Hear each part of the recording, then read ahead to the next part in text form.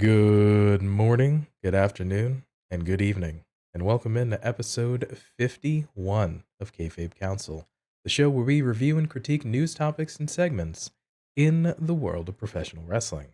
My name is Pretty Tony, and alongside me, as always, it's the goodest of good brothers, TF Joker. Joker, what's the crack, man? What's going on? Oh, just enjoying a Saturday, being tired as heck. Going back to the gym these last few weeks has absolutely knackered my PT, so I'm just like existing and trying not to fall asleep right now. Getting back in the grind, especially early on, those first couple days, those first couple weeks. If you can get over that hump and try to get in a bit of that rhythm, it does get better. I know I've fallen off myself, to be fair, but good on you for trying to get back in, get yourself sorted, get yourself situated, trying to work on yourself. I need to do better at that. I've been putting my attention to other places, but yeah, man, congrats on just, yeah, working on you. Yeah, I appreciate it, man. I've just been doing so much for myself this year and just, taking stock of what I need to do and move forward. And this was another goal that I set for myself years ago. Need to get back to the gym, need to get back to the gym. And I was always making that excuse. I don't want to. I don't. But then it just kind of came to the point where I was like, I used to go to the gym 5 days a week, every day after work rather. And I was just like, I loved going to the gym. It was my happy place for a long period of time. And then it just wasn't. And now I need to make it my happy place again. And it's so far I'm going twice a week. We'll build that up, and then I'll be a bit better and I'll be happier in myself and stuff. And it's just a long, long process that has taken a long path to get here, but yeah, I'm tired as heck, and I hate myself right now. Very much likewise, I was in the gym 5 days a week as well, and yeah, just for whatever reason, because of life took me on a different path, it became less and less, and eventually I stopped going for a while. So I feel you, man. Especially we're in the spring and it's gonna be summer soon. So I mean, you don't have to necessarily wait till like the January or like the New Year's for like a resolution. You can, I mean, any day is as good of any day to kind of start something new or anything like that. You don't have to wait for a new year, a new month, a new week or something. You can start today, you can start tomorrow, you can start something simple. So yeah, good on you, brother, and I'm happy for you. Cheers, I appreciate it. I think that's what put me off, dude. At the start of the year was like everybody always goes back at the start of the year. You have always I don't know if you ever noticed it, but whenever I was at the gym all the time, it was like you always noticed an influx of new people around January, and then they were gone by February. I didn't want to be one of those people. I didn't want to be seen as I've never seen that guy here before. So we're going to just count down the days until he's gone. So I've kind of snuck in here in May. Uh, hopefully I'll be part of the furniture soon, and then that'll be it. I've definitely noticed that when I went regularly. I'm not a big fan of crowded places. Not that I have Mm. agoraphobia, but just you know, a little bit of just too many people, too much noise, too much kind of situation. So I would try to go at off peak hours, the because I worked a lot of second or afternoon shift or graveyard or overnight, however you'd like to delineate it. So those were kind of actually decent times to go when I finished work. So, there'd be maybe a handful of people and myself in a gym like that. But yeah, I'd noticed that for sure. It was one of those, well, I was like, well, hopefully this person sticks around. Sometimes they do, sometimes they don't. But it is what it is. But yeah, if much like yourself and for Joker, if you're listening or watching, hopefully you're doing well right now and you're taking steps to hopefully take care of yourself and just try to be the best version of you as you can. So we hopefully you're doing your thing and we're trying to do ours. And thanks for coming along on this journey with us. All right. So with that, as a reminder, you can find us in video form at youtube.com/kayfabe council and in audio form wherever you get your podcast from. On this week's episode, we look at the WWE World Heavyweight Championship tournament and Don Callis betraying Kenny Omega. So, coming up first,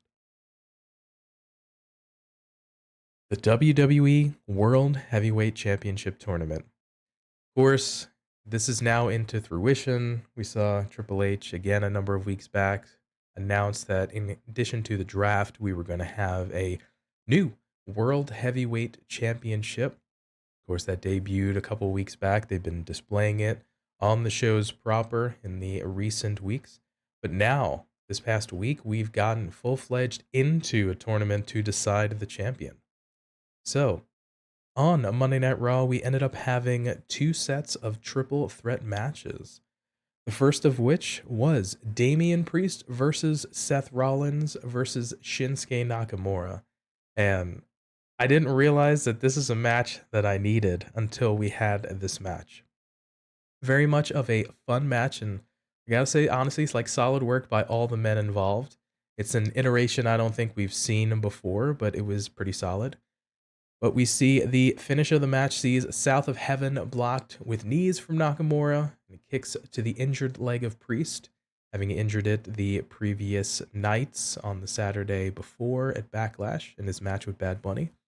Shinsuke rolls through into a knee bar in the middle of the ring. Damian is struggling, but Rollins, out of nowhere from the top rope, hits a frog splash.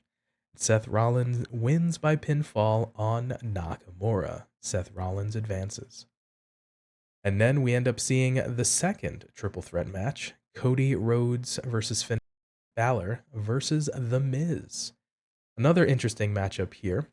But we see the finish of the match sees Cody hitting a crossroads on Balor, but The Miz sneaks in, tries to steal it. Rhodes gets back into the ring to break it up. Crossroads on Miz, hangs on for another one, then hangs on for the trifecta. But Brock Lesnar runs in, forehead glued together, and lays Cody out with an F5. And then back in the ring, Finn goes to the top and hits a coup de grace onto The Miz for Finn Balor as well to advance. So, Joker, what were your thoughts on these two triple threat matchups on Raw? I thought they were fine. I thought there were we had some fun combinations of individuals here. I definitely want to see a one-on-one with Cody versus Finn. I'd really like to see some of that action. Um, I think the fact that Damian Priest was in this match was something that I thought was pretty fun, was pretty good, and it was one of those that it elevated him into the ranks of, well, these guys are all former champions. There's only with the exception of a couple of people, if you look at across the board, of all the competitors, with the exception of a couple of people, they're all former top champs. Um, and him being one of them, you look at it and go, well, he's on their level. Like he's currently fighting Shinsuke and Seth, like two absolute units in the world. And then we had the Miz in the other match, who is, a very good hand, very good wrestler, and former couple time world champ, against Cody's lack of any championships at the top. So, the exceptions. So it's always good to have the more experienced hand in the Miz in the ring with the up and comer Cody here. Obviously, I love Cody, but I love the Miz too, and I can't help but like the Miz. Um, but yeah, I thought they were really good matches. There was definitely no surprises that came out of this. Yeah, it was one of those matches, like I said, the first one, Priest, Rollins, and Nakamura. Really, really solid match. They worked really well together, and it was just all around fun, and I thought it flowed very well. And likewise with Cody and Finn and Miz. Another interesting matchup I don't think I've ever seen before. I think we've gotten one Cody and Finn match before, leading into Mania, one of Cody's warm-up matches. But yeah, I think it was the second one. These guys did a decent job. Decent's the wrong word, but did a solid job of working well together. The triple threat matches can always be interesting, just trying to figure out, maybe dump one to the outside, have a little one-on-one, and then kind of swap the partners and everything. So I think, yeah, the first two matches, which happened, believe, in the first hour of Raw, really just kind of helped make it fun. And I thought with Rollins and Finn coming out the victors, I thought they were fine choices. And taking nothing away from any one of these six men, I think outside of The Miz, I could definitely see a Priest, a Rollins, a Nakamura, Cody, and Finn in being put into a potential finals match. I think obviously the favorites would have been Rollins, Cody, and Finn. But taking nothing away from Priest and Nakamura, if they had made it into there as well, I think it would have been totally kind of fine from a perception standpoint. So yeah, I was good with Seth and Finn making it to there. What'd you think? Honestly, I would tend to agree, but I would also add the Miz in there because I think that what the Miz brings is this opinion of himself that everybody hates him for being that kind of heel that you'd love to hate. Like he's just there, and you don't want him to succeed. So maybe having him progress to the semi-final might have been a really good point to be like, oh no, the Miz might do it. Like, oh no, because he's really good, and the people he's in there with are super good at selling, which just adds to the drama of, oh my god, is Miz gonna beat Seth Rollins? Like that would have been fun for me. Instead, we got a decent match. I'm not gonna deny that. We can't just sit here and say, "Oh, I'm so disappointed I got this Seth Rollins Finn Balor match." Like, what was me? Um, so I think that the fact that we had the Miz in there in the first place was a good call. Um, there's a serious lack of use, and we'll see it more predominantly in SmackDown matches, but serious lack of use of the fact that this was a triple threat match, which has no countouts, no rope breaks, no whatever. There was actually only one match that really made use of it to any degree, and it was on SmackDown.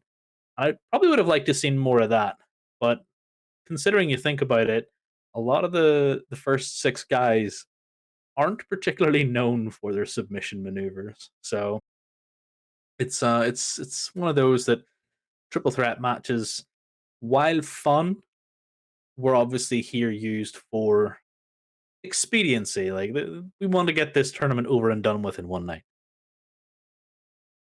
Yeah, agreed. Taking nothing away from The Miz. Strong worker. He's been in the Fed for, God, it's going to be almost 20 years in a couple years soon. That's crazy enough. So, but yeah, like I said, decent worker. I mean, he pretty much can work well with a lot of folks, can sell. It doesn't have a crazy move set, which can potentially injure folks. So, if you just want somebody to boo and have a decent match with. You put the Miz in there, and there's a reason why he was one of the six guys on the Raw side to be put in there. So there you go. But the aforementioned Finn Balor and Seth Rollins semi-final match on Raw.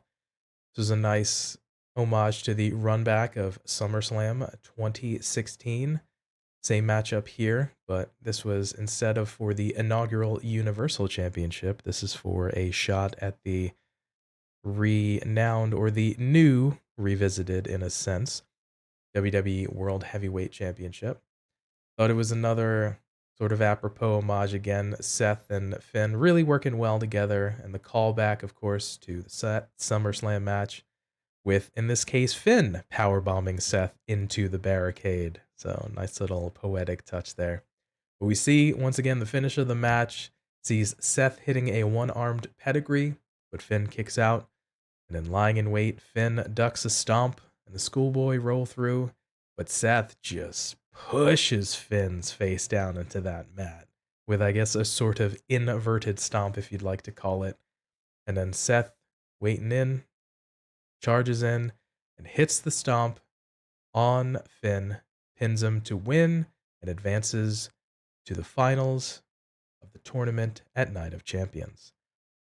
What do you think of this particular match? It was always a nice touch when these two guys can get into the ring once again. A little bit of that flavor and the call back to the SummerSlam match. I thought it was solid all around, honestly. Definitely was. Serious lack of buckle bombs, serious lack of shoulder surgery. Can't say that I was very happy about that. I mean, no, yeah, actually, I'm super excited by that because we get to keep Finn Balor around for a little bit longer. Yeah. Jokes aside, like these two guys were bloody amazing in the ring. It's fun to see them just throw things around, and um, I can't say that given recent performances, I can't say that I'm as in love with the stomp as a move anymore. Like, I get it. We're kind of in the era of now overusing finishers. We see, people having to do Cody, for example. If we're gonna slander people, we may as well slander my favorite. Cody having to do multiple crossroads on people to get pinfalls kind of makes it look like that finisher's not that significant. When we see people like Seth Rollins have multiple finishers, we have him with the stomp and the pedigree. But he has to do like a million stomps, and then he has to do a stomp off the top rope. I I question whether or not we actually have finishers these days, and I feel like this match sort of suffered from that a little tiny bit. But maybe it's because we'd seen Seth and Cody, or not Seth and Cody, Seth and Finn in these matches previously, so we got to see their. It's not often we get to see performers perform multiple times a night, so maybe that was probably the prevailing factor. But other than that, fun match. Love to see it. Love the victory because I called it. So, lol. And the notion of guys fighting multiple times a night, tournaments are not the hugest of things on a grand scale, especially in a one night situation. But if you're going to have guys work multiple matches in a single night, Seth and Finn, cardio machines, a variety of moveset, can work with a lot of different guys, can sell as well. Strong choices, honestly. And again, they were able to work well in their first match and then obviously work well together and give some of that as well. I think it was like 15 or so minute match at the end of Raw. But honestly, I'll circle back one final time. Of the six men from Raw, are you still good with Seth representing Raw at Night of Champions? 100%. Called Seth to win it. Called Seth to win this portion of it. Called Seth to win the entire thing. Given who wins the SmackDown side, I'm perfectly fine with being wrong. But like, I am super stoked that we got Seth going through here. Fair play. And speaking of SmackDown, we look at those matchups here. The first one of which AJ Styles versus Edge versus Rey Mysterio. And this was another one that felt like it was three men being comfortable with one another. And this is another one example of working well together. We see the finish of the match. Edge ducks under a phenomenal forearm, blocks a 619, slaps the Educator on Rey Mysterio with AJ down and out. With AJ Styles crawling around, Edge breaks the hold and applies it on AJ instead. And he goes to try to break it up in the ropes, but Rey hits a 619 to break that up, and Rey dives, but Edge counters. Styles is in position and hits Edge with a phenomenal forearm and gets the pin, with AJ Styles advancing to the semifinals. The second match on SmackDown as well, Austin Theory taking on Bobby Lashley and Sheamus. And while the first matchup here on SmackDown was a little bit more of a sort of higher paced or sort of athletic one, this was just a hard hitting affair. Guys just taking slams and just getting wrecked. But here, the finish of the match in this one sees Sheamus hitting an avalanched white noise on Theory, which looked a rough landing there. Lashley cuts Sheamus off with a spear, and then Theory tries to steal the win, but Sheamus kicks out. Lashley is bleeding from the forehead, presumably after hitting the ring post. Bobby blocks an A-Town down and hits him with that high high jumped, one armed choke slam. Slaps into hurt lock and tries to keep it in. And Theory is just trying to, with a very athletic move, I gotta say, jumping up and trying to get on the ropes to try to roll out of it and get some leverage. But we see the Brogue kick connects on Theory. Lashley throws Sheamus out of the ring, and Lashley advances with a pinfall on Austin Theory. So once again, Joker, your thoughts on these two SmackDown triple threats? Yeah, the first one was very good with the actual use of the triple threat, no rules kind of addition here. You saw the calf crusher being applied multiple times, which was great. You saw the educator being applied a couple of times as well. Multiple times to the likes of Rey Mysterio, who was trying to get to the rope, and everybody was like, "Well, you can't do anything. You got to suck it up, Buttercup. Wait for the other guy to come and help you." And I liked the whole just Ed screaming "tap" and then looking at AJ? AJ while he was crawling around on the floor. So it was really good. I liked it. You had I think there was a tweet earlier on I saw, and I'm kicking myself for not having it, but I think there was like the between the three of them, they're 48, and 49 years of age, like all three of them. I can't remember who is what, but like for three almost 50-year-old guys, this was a super fun match, super athletic, super fun, and I really enjoyed it. For the second one, I was I'm still a wee bit annoyed that we still have to see Austin Theory versus Bobby Lashley week in, week out. Like I really wish we could get those two separated. Because the unfortunate thing is for the ending of this match, we got the visual pin on Theory, which is something Bobby hasn't been able to do. Now, does that put him in contention with Theory continually now that he's got the visual pin? I don't know. But it was nice to see the fact that whenever the match started, Theory got out of dodge. Sheamus and Bobby just looked at each other and just went, "Let's go." And you just seen the two boys just go out and be like, "Look, kid, this is going to happen. Just let it happen." And they beat the tar out of him. It was fun to see. Then they went to war. It was fun. It was just a big heavy hitting match. You know how I feel about the heavy hitting match and Bobo Lasho, especially Sheamus in there. Love the avalanche white noise. He looked like he was a bit wobbly getting up there. So it was a wee bit scary for the time being, and then you just had Theory just kind of shaking, going, "No, don't do it."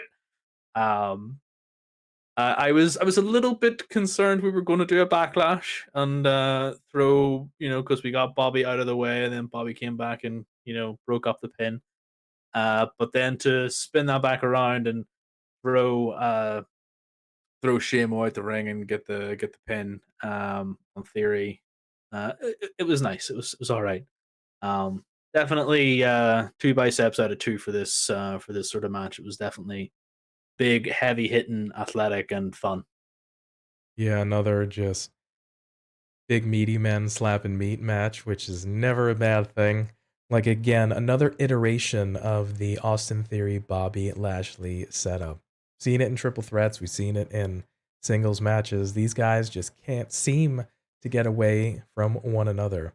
But once again, you are right. The Bobby getting that visual pin on Austin Theory, it does lead credence for them to continue feuding and to have yet another match. I think it's one of those two theories to work with Bobby. Obviously, a veteran works to his advantage, but it's one of those diminishing returns piece. And I think it's just have one more match and then just have these guys separate. And like we talked about on the previous episode, if they have another match, maybe it's good for Bobby to win, but then again, you don't want to slow Theory's momentum unless you have a plan for him to do something afterwards, if it's away from the belt. But it's interesting combination to have put those two together because they have the heat from the previous matches, but it's like, all right, well, either way, this is going to continue, but let's move past a little bit of that.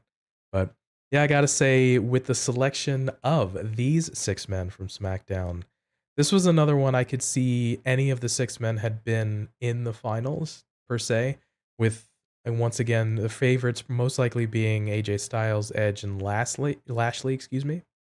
But you can totally see a Mysterio, a Sheamus, or a Theory had been in a potential finals match against a Raw competitor, probably, one of the favorites like we mentioned earlier, like a Seth Rollins or a Finn, for example, but to potentially play a little bit of a spoil sport. But interesting selection of the 6 men. Obviously, a lot of veterans. This slightly younger guy in Theory. I was trying to think of who on the SmackDown roster. I mean, the only kind of person that comes to mind, they chose not to put in Karrion Cross, which was obviously when he first came back last summer. It was meant to be kind of a big deal in that confrontation with Drew and Roman during that segment, but I don't know. It's for whatever reason, the guy's solid. There's something there about him, but just at the moment right now, maybe it's not clicking. Perhaps it's the booking, whatever it may be, but he, being Karrion Cross, was not chosen to be in one of the 2 triple threat matches of the 6 men.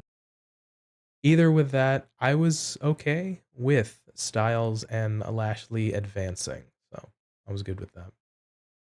With the fact that Karrion has had his eyes set on Nakamura, um, I was expecting if he was to be anywhere, he'd be on that side, and he would have faced in the triple threat.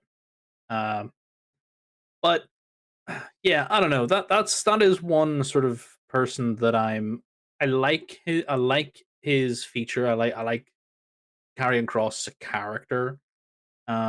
It's not clicking for the rest of the world.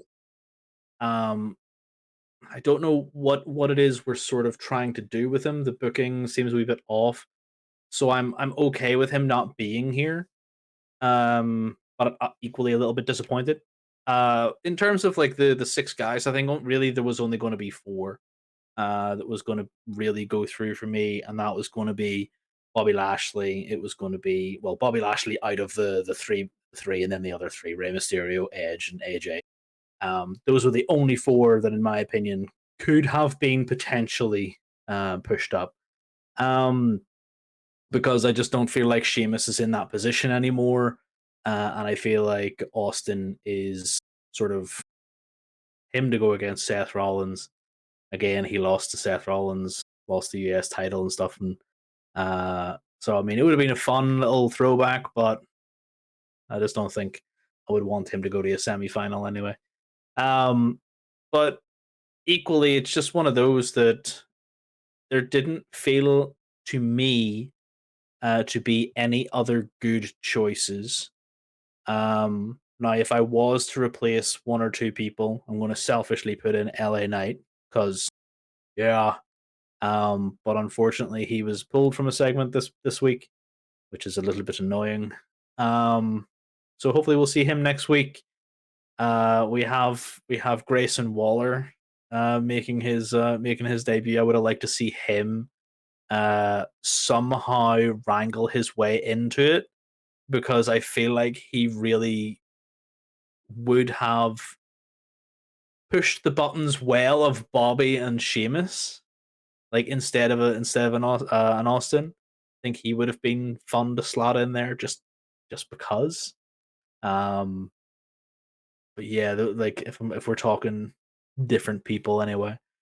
But yeah, we'll see how the stories for these other guys shake out. There's definite credence for continuing feuds between Bobby and Austin, which I don't like. And I believe mentioning Grayson Waller, he has a Grayson Waller effect show next week with the winner of this week's final semifinal match in uh I don't know why that is.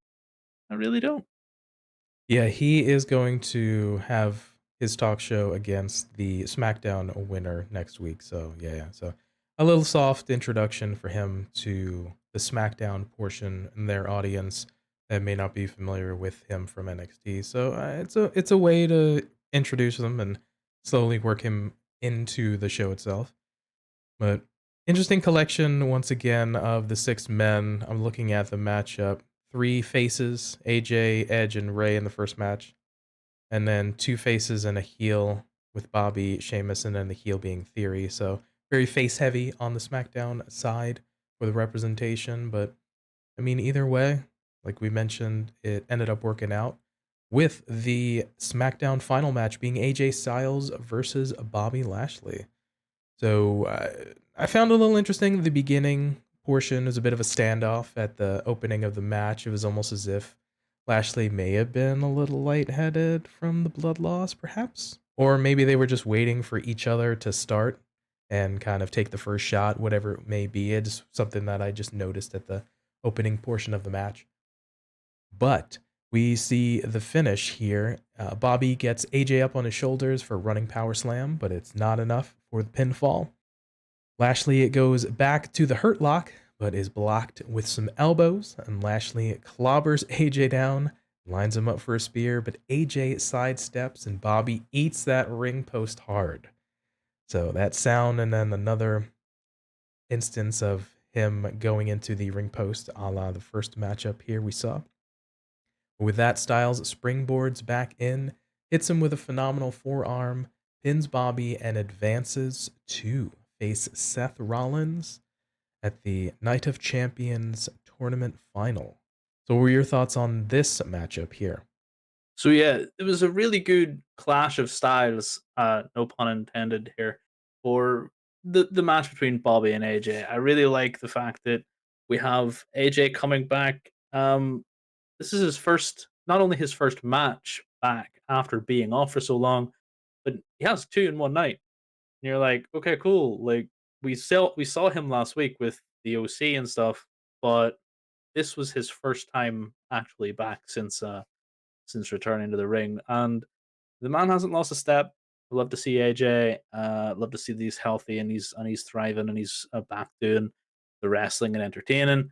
Um, and I don't know. I just thought that they told the story really well from the concussion, the blood loss, uh, whatever you want to call it, from the earlier match with Bobby, because he had this massive welt on the top of his head, where he was thrown into the steel steps, probably clipped the post, whatever it was, um, which I thought was really really good. Because that again, using everything you have in the triple threat rules, the slow start. We had Barrett saying, oh, go and donate blood, and they tell you don't do anything strenuous for at least 30 minutes, and it's like, well, it's been 30 minutes, but they definitely don't tell you to have a full blown wrestling match, which is what Bobby's doing here. So the drowsiness, the wooziness, played up to really well here.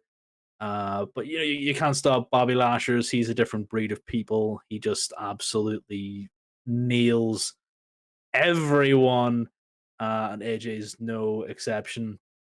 I was a little like, even though we got the win for AJ, I have to say I was a little bit disappointed. I wanted Bobby Lashers to go through because I do love me Bobby Lashers, and I'd love to see a belt around him again, especially considering we got the visual pin on Theory earlier in the night, and he didn't succeed in getting the US title at Backlash. I was hoping we were going to move him on to bigger, better things. Unfortunately, not. Eh, it is what it is, but we've got AJ in the finals. Yeah, for sure. Solid match again. They AJ and Bobby worked the match last year, so it hasn't been a ton of time. I was trying to think back. I was like, did they even fight in Impact slash TNA type of thing? But obviously Oh they've yeah. faced off in WWE. But that notwithstanding, yeah, I thought if hopefully Bobby Lashley's okay, he did have that big knot, and I think there might have been a fan video of him trying to crawl on the outside and get some medical attention, which was a little bit rough, and you just saw the blood pouring on the mat, on the padding rather on the outside. But He made it through to the second match here. Had a relatively safe match with AJ. Obviously, that last sort of ring post shot looked a little rough, but by all accounts, they seem to be all right, so that's good. And with AJ coming away with the victory, we get Seth versus AJ at Night of Champions for the World Heavyweight Championship. I'm good with that, honestly. I think of all the folks we had been thinking of a Seth going into it. Even I think in our previous episode, we thought maybe who could face him if it ended up being a SmackDown person, and we threw around the idea of AJ, which we were okay with as well. And now that we got that, I'm good with that. Are you good with that, brother? I am good with it. There was obviously fan hope and desire going into this that Edge would win. Obviously, given an impassioned promo through social media about how he never lost the big gold in the first place, he had to give it up. And everybody immediately went from "I want Seth to win" to "Oh my goodness, Edge has to win," and all this here like shock fan support. I'm like, you phony Seth Rollins fans, like, don't ever sing his song again. Um, but I honestly I think Seth is still the best choice. Um, Even if Edge had have won and offered in that sort of that fan support, that rallying that he was generating, I still would have wanted Seth. Because I just feel like right now the position that he's in and the position that he was in last year with Cody, he can do no wrong. Like, he's just amazing, and I love seeing some backstage segments with him and Becky, his wife, and whenever you see some backstage segments from WrestleMania where he's doing his red coat, like he came out in this big red coat, and they're having the conversation. It's like Seth is just like, "I told you it would be crazy," and Becky Lynch just stood there just after a match, going, "Can't believe this! I'm so effing jealous right now." It's like, "Look, I told you," and he's just stood there like a prima donna. He just brings so much joy to me, and he's amazing. And I think this opportunity should go to him first. Um, but like I said, given who his opponent is now, I don't mind being wrong. I don't think I'm wrong though, because AJ and the OC were just drafted to SmackDown. This is a Raw title. Regardless of what you're doing, I think this is going on Seth. But either way, we're going to have a banger, banger, banger of a match. Yeah, two high impact and just fun to watch individuals in Seth and AJ.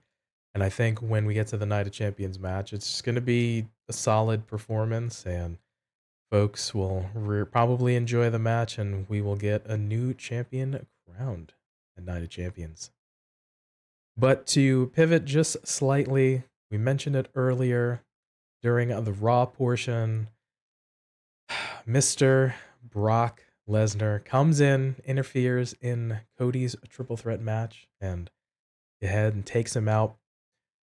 With Brock, he ends up putting Cody through the announce table at ringside and gets on the mic.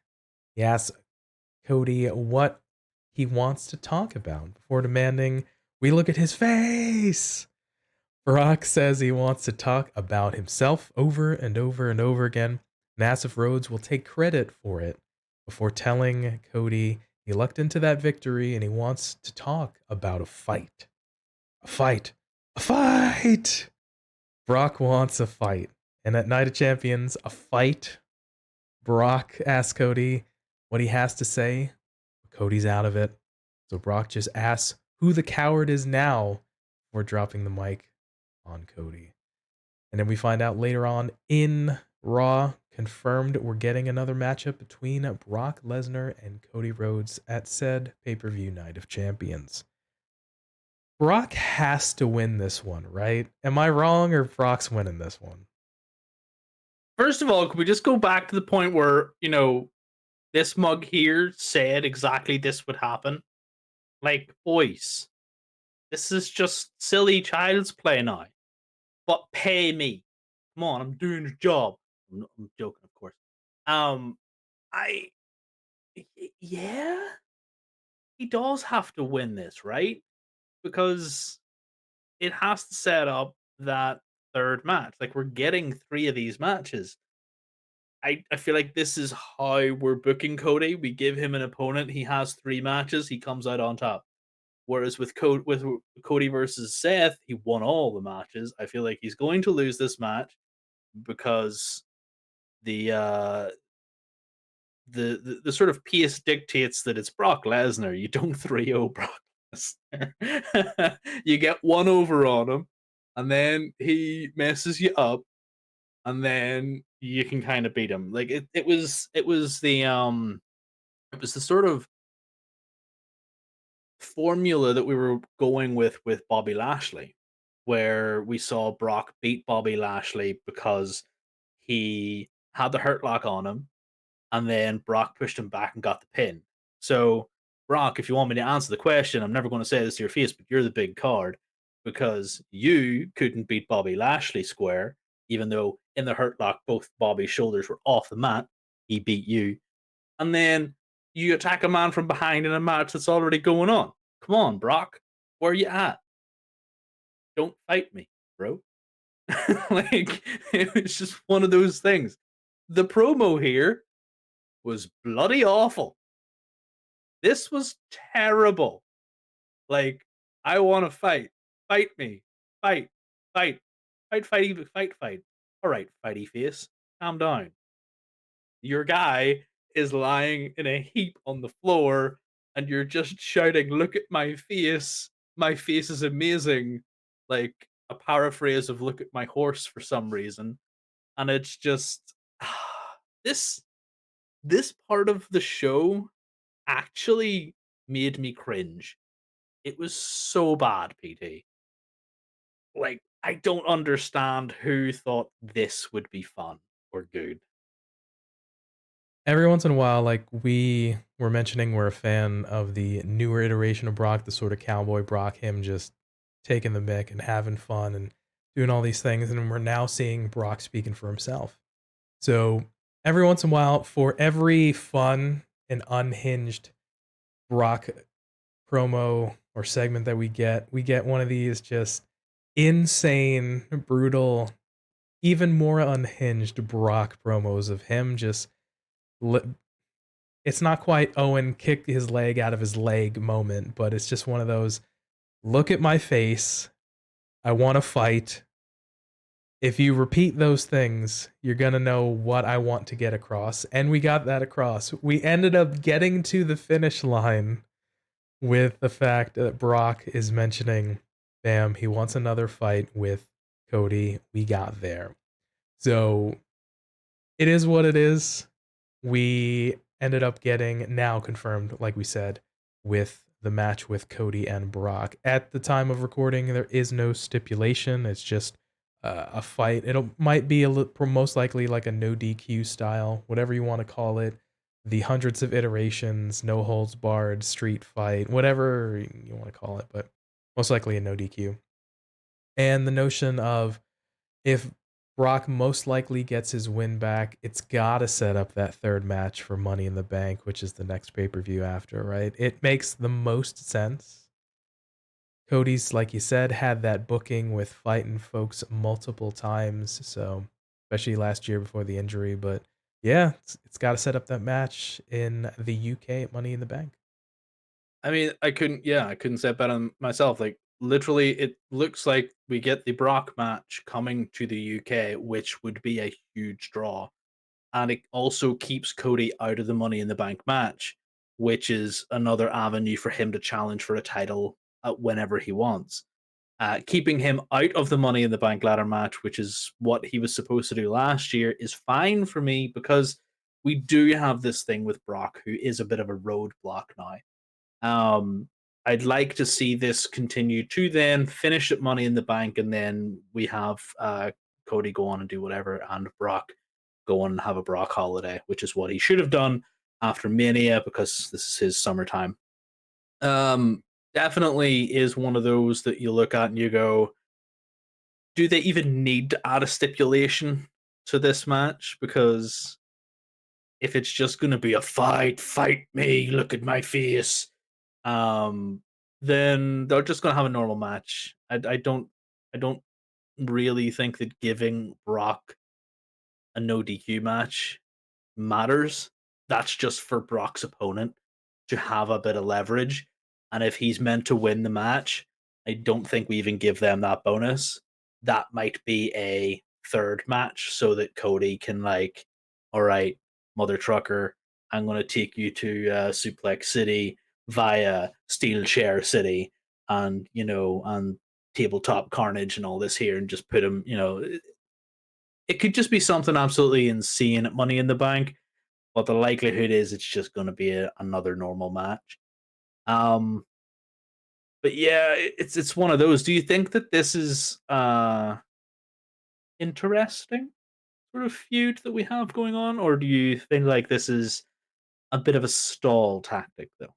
Probably a little column A, little column B. It's one of those with Cody losing to Roman at Mania. We need to part of the perception is build him back up. So how do you, like in a hero story, you have to have him overcome obstacles, and Brock is always known as a big deal. We saw it 10 years ago with John Cena having to face Brock and had a number of matches, and kind of built him back up in a sense. So yeah, I can see that with we need we want it as a parlay for a story type of thing, and on the road kind of back. So I can see that, but then it's also we're having the second match in Night of Champions, most likely the third match at Money in the Bank.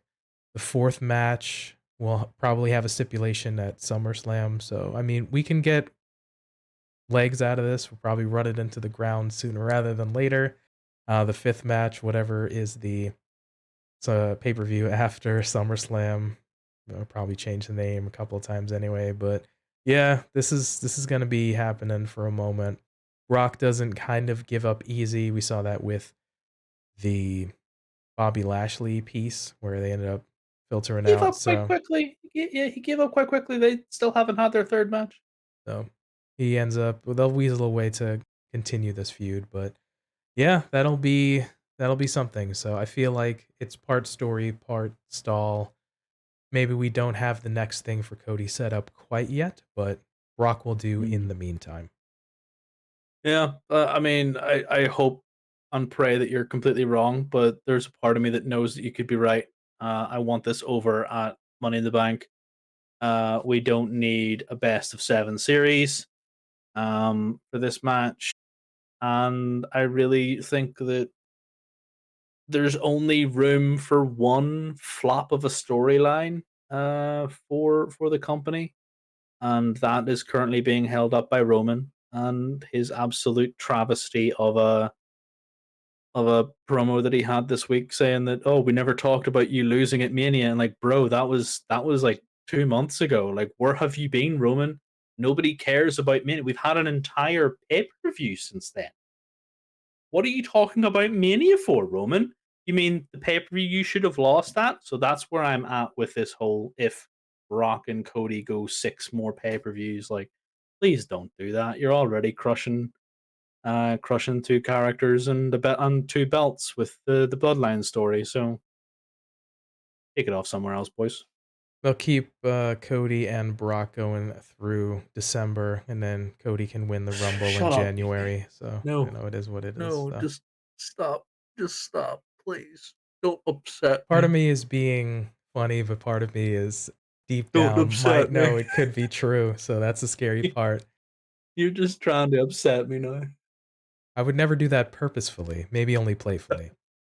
But with that, those were our thoughts on the WWE World Heavyweight Championship tournament. We threw a little bit of the Brock Cody spicy in there. Let us know down in the comment section below on YouTube. Hit us up on Twitter, Instagram. Let us know what your thoughts were on the tournament itself and the final match of AJ versus Seth and Night of Champions. All right, the next topic here. Kenny Omega betrayed by Don Callis. So in the main event of AEW Dynamite, we ended up seeing Kenny Omega come out with Don Callis during the entrances there. Ended up being a hard-fought matchup, of course, with Jon Moxley of the BCC in a cage match. Of course, started out with a brawl on the outside between the Elite and the Blackpool Combat Club. But once inside, Kenny and John were just taking shots at one another. We ended up seeing a barbed wire chair, and at one point, Moxley fish hooks Omega's mouth with one of the turnbuckle posts, which was just something you don't see quite often. It actually reminded me of a War Games match because we were in a cage with the Sting's squadron versus the Dangerous Alliance. Ended up making me think of that for some reason all those years back. But to escalate that, we ended up getting some broken glass, which comes into play as Kenny counters a sleeper hold, which Moxley's on his back, and he falls backwards onto the glass. This is Moxley. But the finishing sequence, Kenny V-triggers Moxley through the side of the cage. And then Mox gets up and grabs a screwdriver, but Don Callis climbs in the cage to take it away. Kenny with a ripcord knee, a one-wing angel, but Callis spikes Kenny with the screwdriver to break up the pin, and it's over as Jon Moxley crawls over and wins the match with a pinfall. You see post-match referee Paul Turner tries to get Don Callis to leave, but he stands there and looks down at the stab wound on Kenny's forehead. Kenny gets to his knees. Don grabs him again, holding the screwdriver high. But he can't bring himself to drive it home a second time. He grabs Kenny's head, kisses his forehead, before shoving him to the mat. So a lot happened in that last 20 or so minutes of Dynamite. Another cage match. Just these guys going for broke. It's probably one of the longest tenured feuds in AEW, dating back literally to their first event, the Double or Nothing 2019. Right at the end, Moxley debuts and takes out Chris Jericho and Kenny Omega, sparking two feuds that he's end up having through the threads up until now. But thoughts on that match, man, and the ending. I wasn't interested in the match like at all because, like you said, we've seen this before, and it was very awkwardly shoehorned in.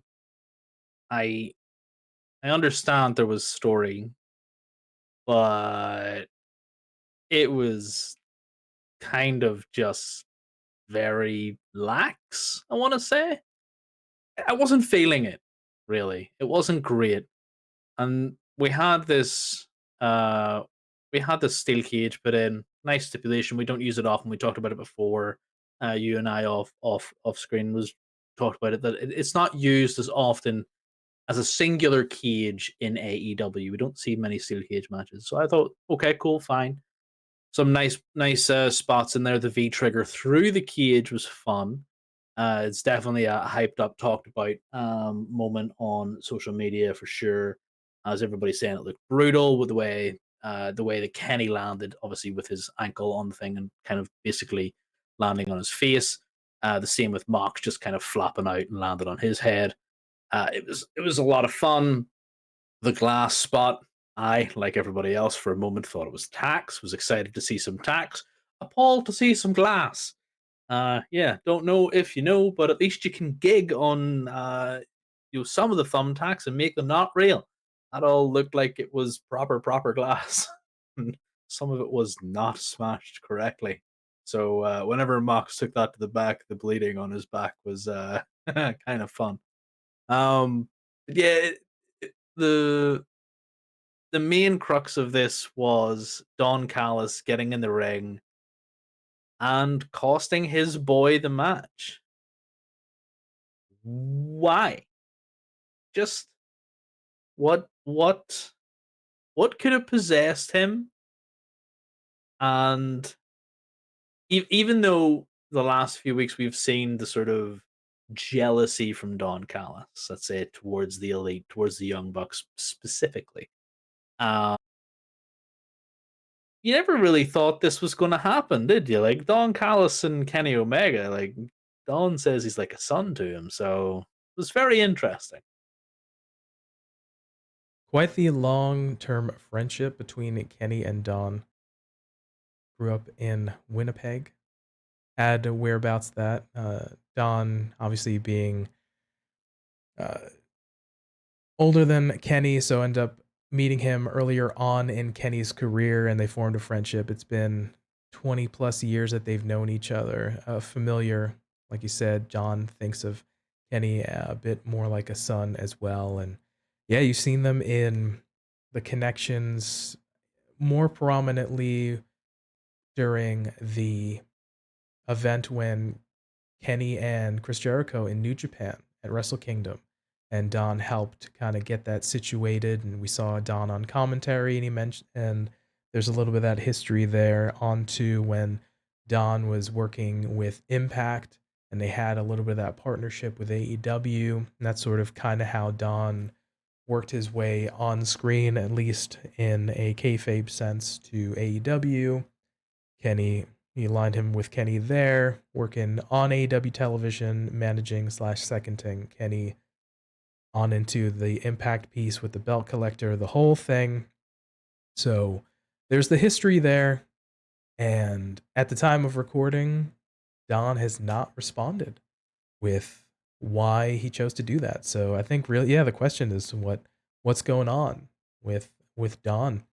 More recently, we saw the interview backstage and the BCC. John ended up sideswiping him and caused that huge laceration on Don's forehead. Ended up getting all those staples and everything, and then closed that wound. And it felt like we had heat with Don and the BCC, a la with Kenny and things of such, against the Elite as that was heating up. But the betrayal angle, we're left with a lot of questions. I mean, probably the first one, obviously, of what's going on, but is Don going on his own? Because obviously we don't have this notion of it's sort of an answer at the moment. So I mean, like, there's a lot of questions to be asked. Like, is he going on his own? Does he even align with the BCC? I mean, kind of. I'm not quite sure. It all depends on the situation with his contract. Um, Going outside of the realm of kayfabe is really going to inform what happens next with Dom. If if his contract is up and they don't really see anything for him, he'll fizzle into the background.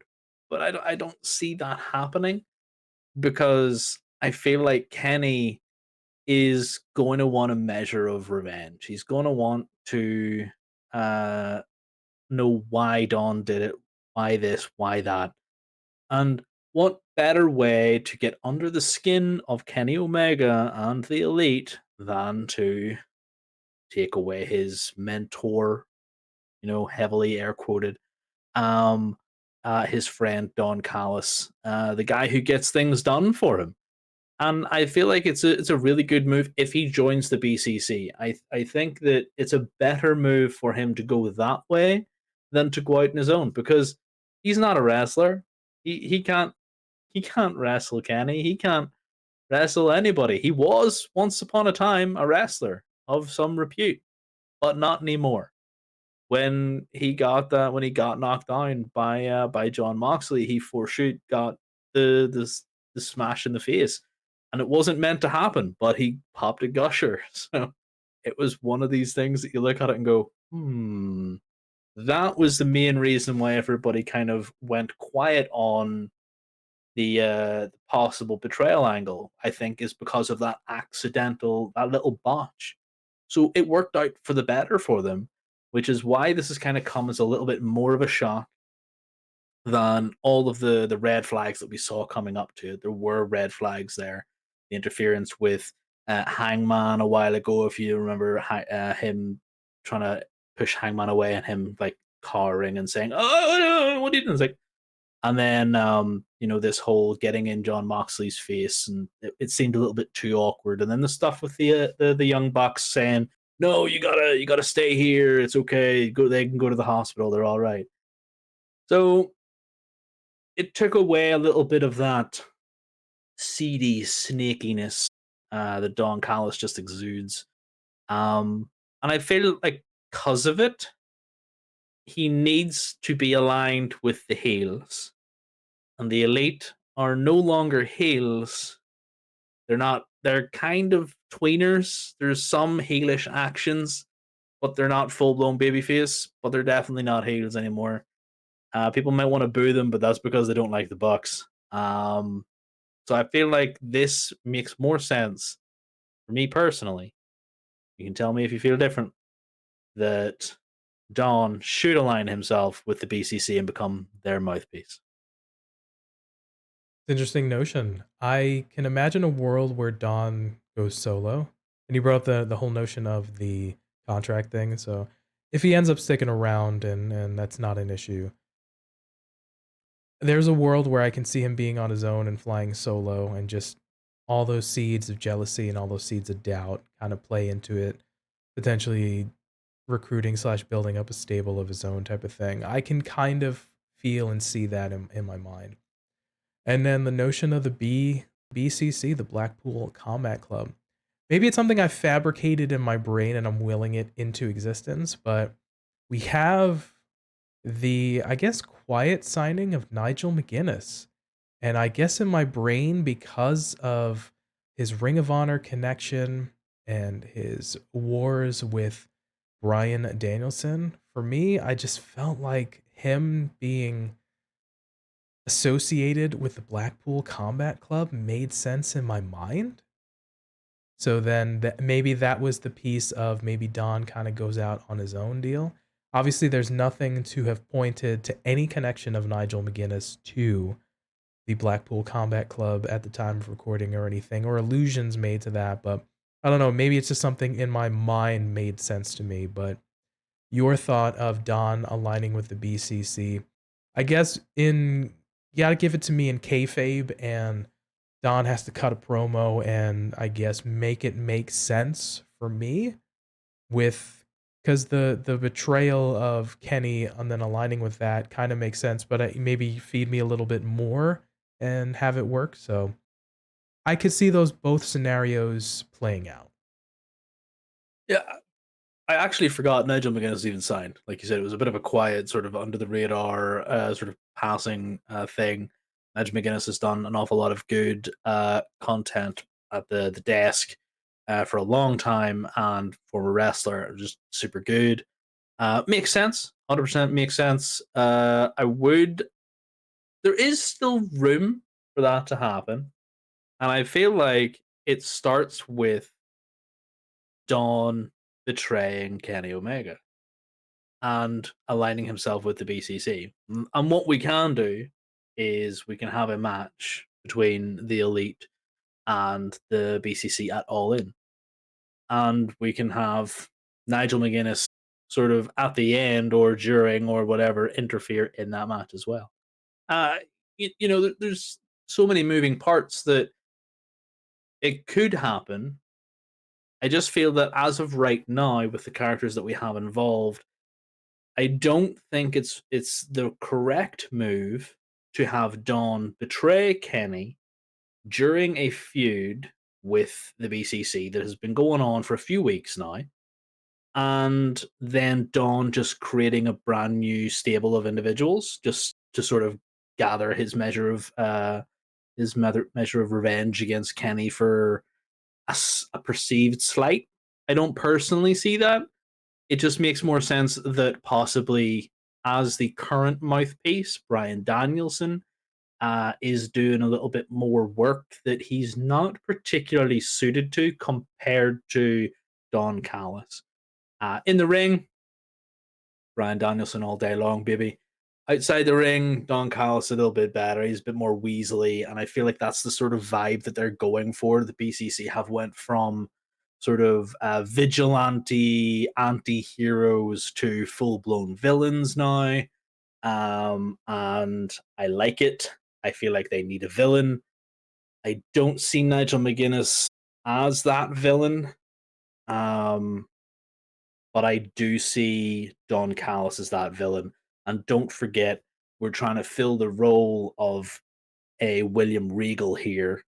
And that's the sort of comparison you're trying to draw. No one's going to be able to fill William Regal's shoes. But I think the next best thing here for me is Don Callis. What better way to set it up is the betrayal. Fair play. Yeah, you're never going to be able to replace a William Regal just in presence and mic and ever on promo and all those things, and what he just kind of brings to the table, even just standing there in the ring with these lads. So that's good.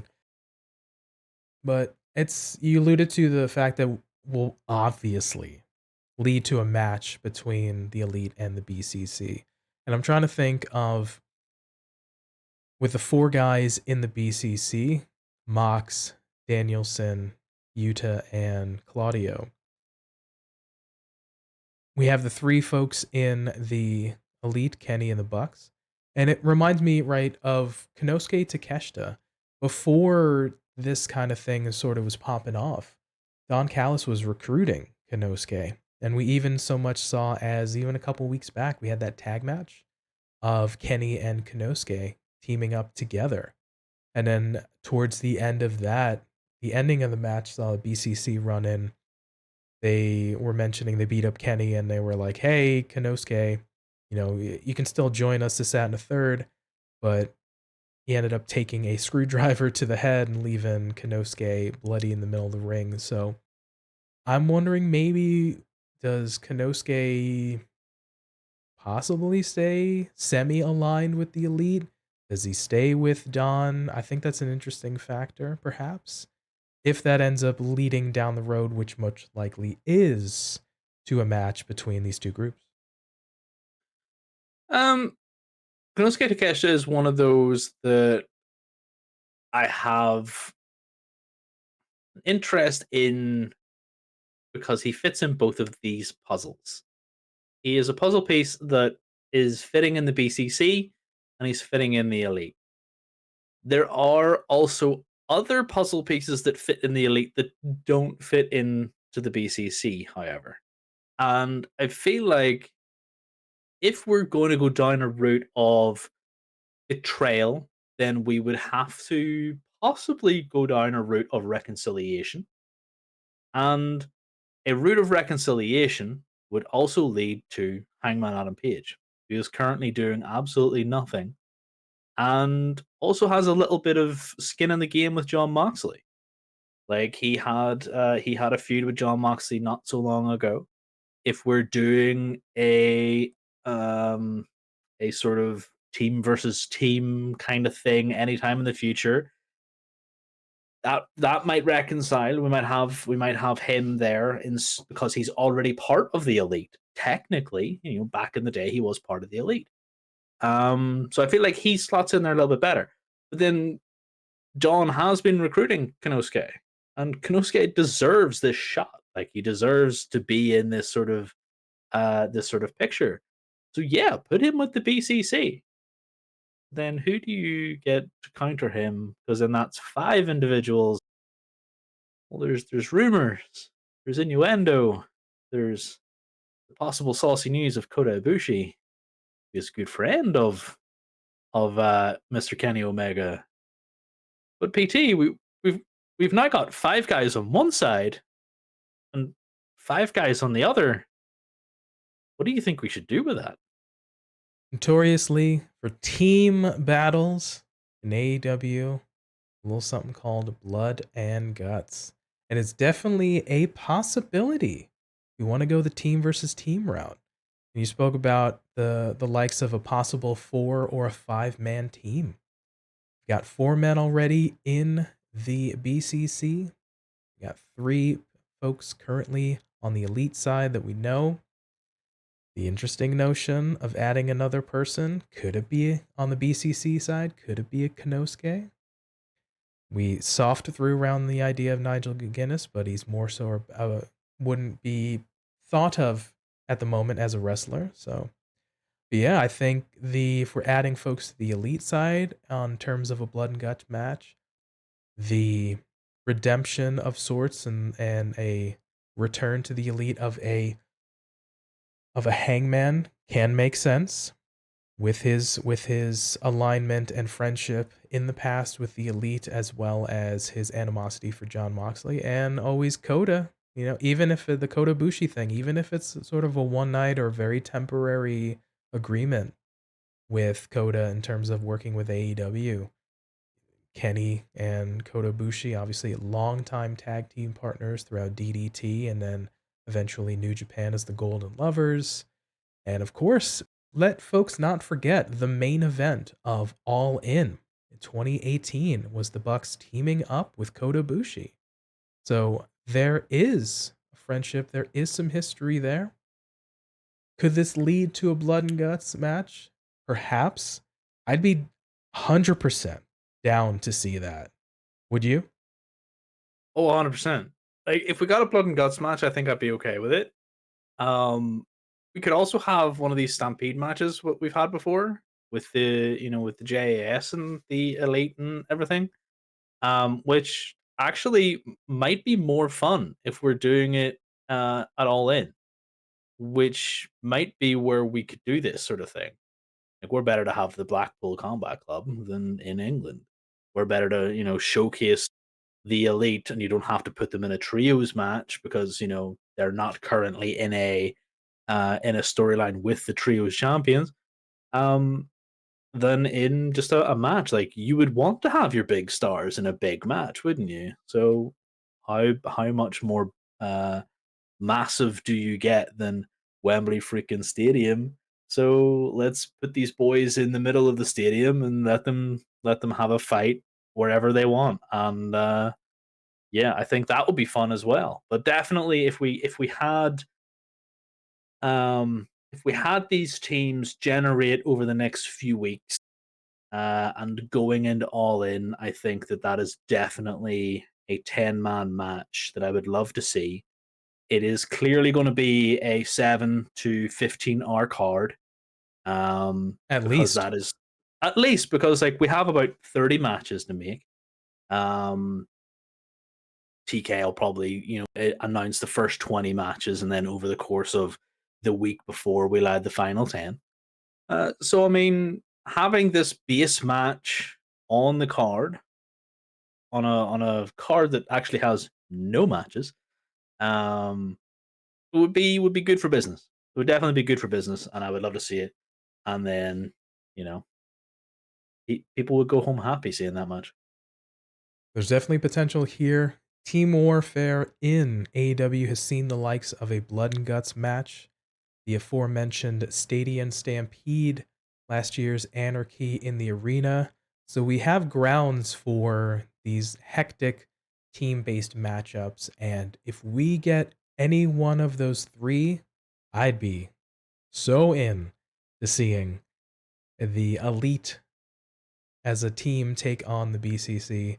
Because these, if we're talking about Blood and Guts or a Stadium Stampede slash Anarchy in the Arena, either one of these teams has experience in those said matches, so we can see just the craziness ensue. And I think, much like the two of us, you folks listening and watching would also be down to see that. So, a lot of things potentially can come about of Don Callis's betrayal of Kenny Omega. I think we'd like to see definitely for sure how this is going to play itself out in the coming future. So those were our thoughts from the initial portion of Kenny Omega being betrayed and maybe what it could lead to down the road. Let us know down in the comment section below on YouTube, or hit us up on Twitter, Instagram, and let us know what your thoughts are on this whole Don Callis and Kenny Omega situation. All right. I'm going to bring it to a close and wind down here. A lot of interesting points brought up.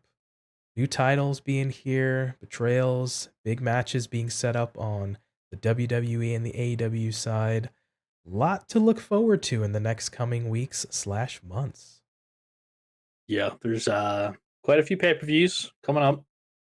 Can't wait to see them. Can't wait to find out the resolution to some storylines. The Bloodline is definitely not one of those.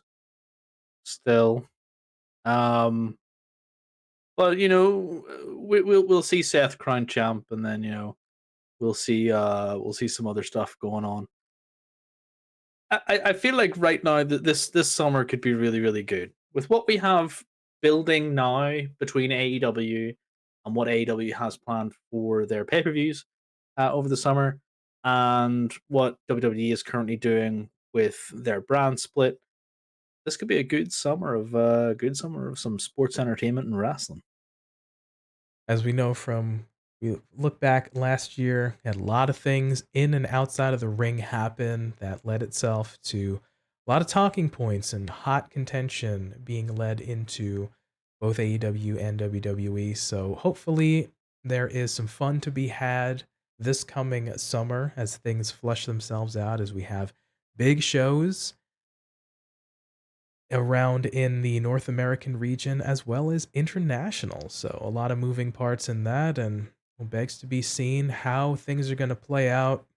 We have, geez Louise, the Night of Champions. We have the Money in the Bank in the UK. Obviously, SummerSlam is going to be a big show. The All in the UK as well.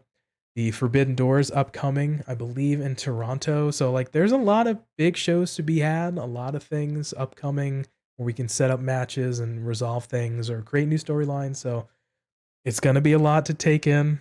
We're going to try to cover as much as we can and see what good and bad's going to be coming of all of these crazy, crazy shows.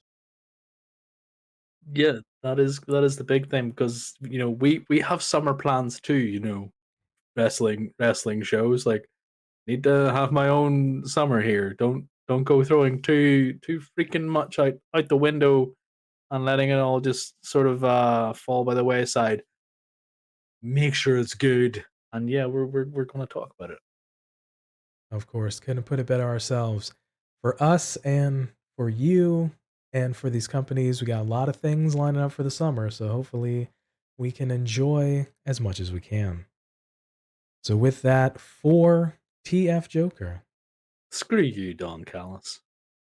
and for me, Pretty Tony, we thank you for your time and letting us be a part of your day. And remember, be good to yourself, be good to each other, and we will catch you next time. Peace.